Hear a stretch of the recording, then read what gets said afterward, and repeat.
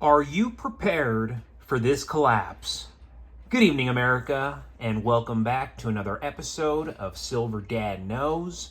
Remember, always live with no edits. If this is your first time here, hit that subscribe button now, as you're gonna like what I'm about to say. So, just to begin, folks, I'm presenting right here.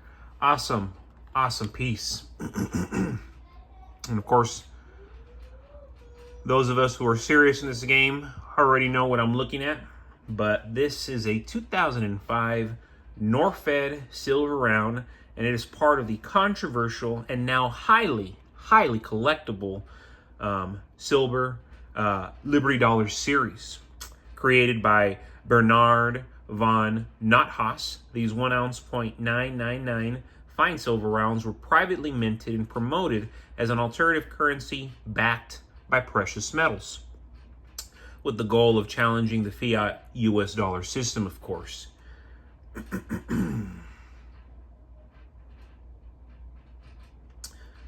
So yes, right here the verse featuring the image of Lady Liberty with the words Liberty. And then of course we go to the reverse. We have the year 2025. Of course, Liberty Dollar again. And yes, we know it's the reverse because it has a torch and inscriptions. What's very interesting, though, is you actually have trusting God on this side right here, the verse. And then, of course, USA, mimicking traditional coinage. What makes these rounds significant isn't just the silver content, it is the history itself. In 2007, the U.S. government raided Norfed, the national organization, for the repeal of the Federal Reserve and the Internal Revenue Code, labeling the Liberty Dollar program a form of domestic terrorism and counterfeiting. Can't make this up. This legal battle ended with von Nothaus being convicted in 2011, which ironically increased collectible demand for these silver rounds. Today, 2005 Norfed rounds carry a strong premium over spot due to their rarity, symbolism, and anti-establishment legacy. They're seen by many as a badge of financial rebellion. Silver with the story, making them a favorite among both stackers and freedom-loving collectors alike. And currently, they have gone up dramatically. You'll see these ranging from $80 to over $300. Wild, but at the same time, it makes sense. And before we go any further, folks, I'm going to give a quick shout out to my always loyal subscriber. This is Chinook Bear. Can you imagine if only half of the US bought just 1 ounce of silver a week? Current physical retail supply would be gone in what? 2-3 weeks? This is a rough estimation. Only less than 800 million ounces a year are mined. Awesome comment right here coming from Chinook Bear. And it's so true, you know, we have hundreds of millions of Americans living here. And he's saying, you know, if only half of the US bought just 1 ounce of silver a week, yeah, you do the math, it's gonna be gone. Gone. And that goes to show how much silver there really isn't, how much real money you have the ability to protect yourself out there. There's not that much of it. And it goes to show how many people don't own silver. I want to say 95% plus of Americans don't own silver, don't own gold. Probably, I would bet money that less than 5% of people here in America, less than 5%, the most privileged people on earth, have no silver, have no gold. Less than 5% are carrying everything. 95% plus don't have it. Less than 5% are the only holders here in the West. I want to be part of that 5%. And if it's less than 5%, I definitely want to be part of that less than 5% who's prepared, who's ready, and who's holding something that's desirable, historic, respected globally. And huge fan, again, of these Norfeds. It's different, right? So I want to say, yes, you definitely want to be owning these, but aside from these having hefty premiums and you can make nice profit on them long term, ultimately you'd be better off when it comes to survival and just strategy when it comes to purchasing. You'd be better off getting silver right at spot or close to spot. American Eagles, if you can find them. Maple Leafs, if you can find them. But just silver in general, 0.999, and if it's available, 0.999949s. Get it close to spot.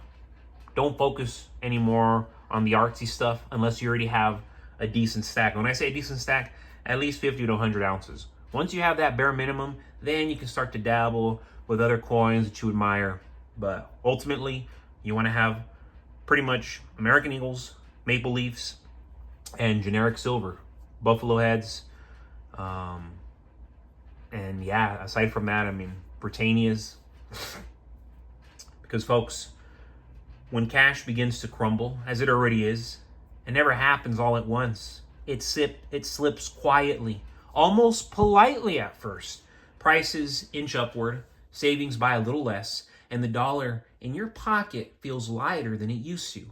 History teaches us that every paper currency eventually meets its breaking point, as we are witnessing now in real time. Empires rise on confidence and collapse when that confidence evaporates. And when people lose trust in their money, the scramble begins. Not for more paper, but for something real, something eternal.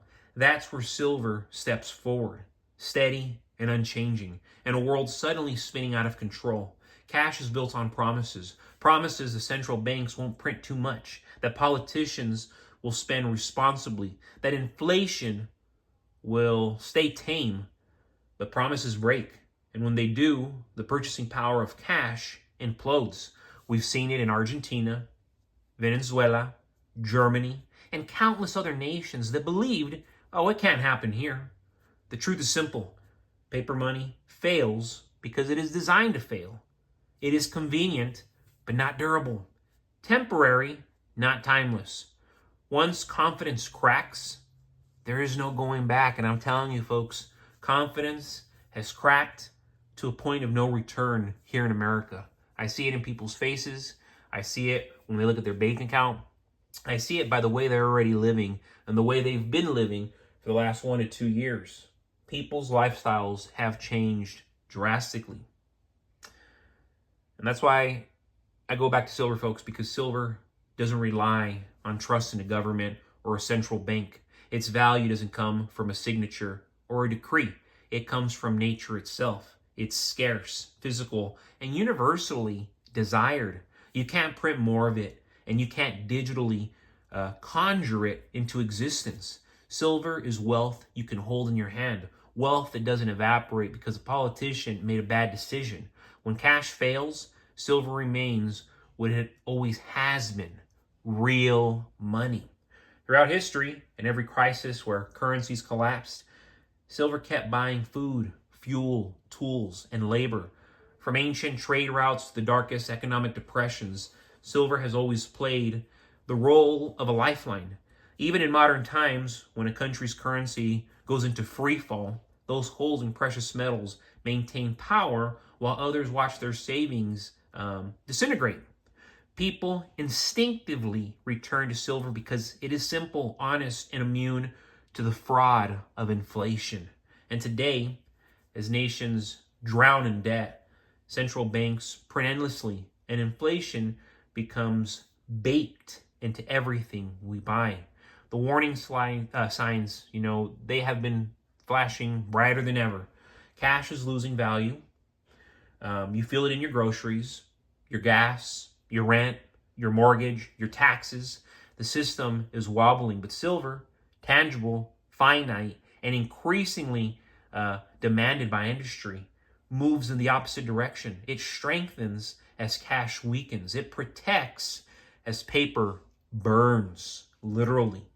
So when cash fails, silver doesn't. It stands tall while currencies collapse. It becomes the refuge for anyone wise enough to prepare before the storm hits. Silver is more than a hedge. It's a lifeboat in a world where paper ships sink fast, very, very, very fast. Stack it, hold it, and understand it's not just an investment. It is survival. But folks, as always, thank you so much for joining us for another evening, another episode of Silver Dad Knows. God bless you, God bless your household, and God bless America.